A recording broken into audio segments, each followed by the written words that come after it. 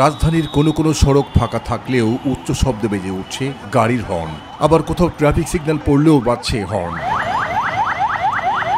যানজটমুক্ত সড়কে নগরীর জরুরি সেবা প্রদানকারী অ্যাম্বুলেন্সের উচ্চ শব্দের সাইরেন, সব মিলিয়ে ঢাকার রাজপথ যেন এক আওয়াজের শহর।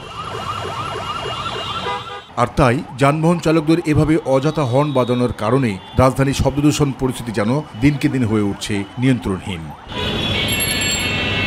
প্রতিনিয়ত ঢাকার রাজপথে কানের উপর এমন অযথা গাড়ির হর্নের অত্যাচারে নাজেহাল দায়িত্ব পালন করা ট্রাফিক পুলিশ, ক্ষুদে শিক্ষার্থী ও পথচারীরা।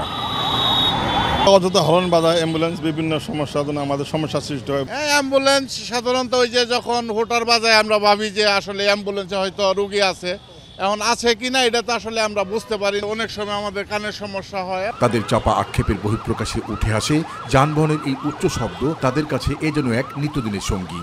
এত গাড়ি চলাচল করে এখানে আমার এই হর্নের শব্দে, অ্যাম্বুলেন্সের শব্দে আমার পুরো কানের তালা ধরে যায়, পড়তেও সমস্যা হয়, মাঝে মধ্যে এই সমস্যাটা হয়। আর তাই নগরীতে যানবাহনের এই উচ্চ শব্দ থেকে নগরীকে একটু স্বস্তি দিতে নগরীর স্বেচ্ছাসেবক কর্মীরা এখন বেশ সরব।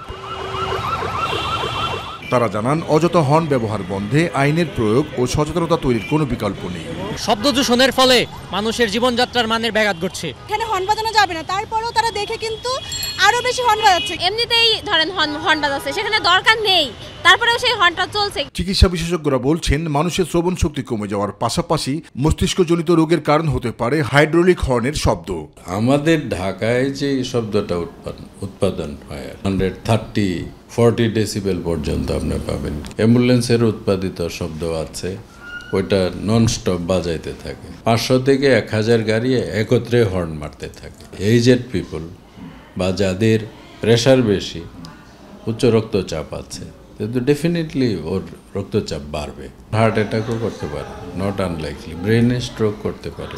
বয়সভিত্তিক যে শিশুদের আচরণ, এটা ডিলেট হতে পারে। 55 ডেসিবেলের বেশি শব্দ, 80-70 ডেসিবেল, 120, মোর দেন 8 আওয়ার্স যদি অবস্থান করে, তাইলে স্থায়ীভাবে। ঢাকার শব্দ দূষণ প্রতিরোধে সব রকমের উদ্যোগের কথা জানান পরিবেশ অধিদপ্তরের মহাপরিচালক ডক্টর মোহাম্মদ কামরুজ্জামান।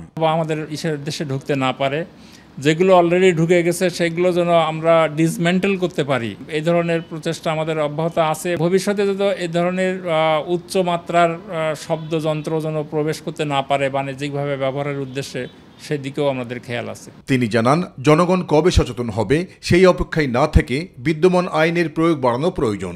মানুষকে উপলব্ধি করতে হবে তার স্বাস্থ্য বিপর্যয়, তার পরিবেশগত বিপর্যয়, এই জিনিসটা উপলব্ধি করে এটা যদি থামাতে পারি, সেটাই হবে সবচেয়ে বেশি উপযোগী। তিলোত্তমা ঢাকার বাস্তবতা বলছে, নগরীর শব্দদূষণ রূপ নিয়েছে যেন এক শব্দ সন্ত্রাসে, যার প্রধানতম কারণ রাজধানীর অলি গলি, সড়ক মহাসড়ক দাপিয়ে বেড়ানো এসব ছোট বড় যানবাহনের অযাচিত হর্ন।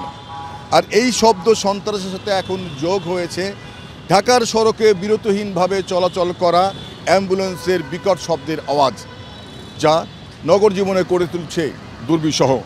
সবাই বলছেন, নগরীর শব্দদূষণ প্রতিরোধে এসবের দেখার কি কেউ নেই? জাহিদ আহমেদ বাবু, মাই টিভি, ঢাকা।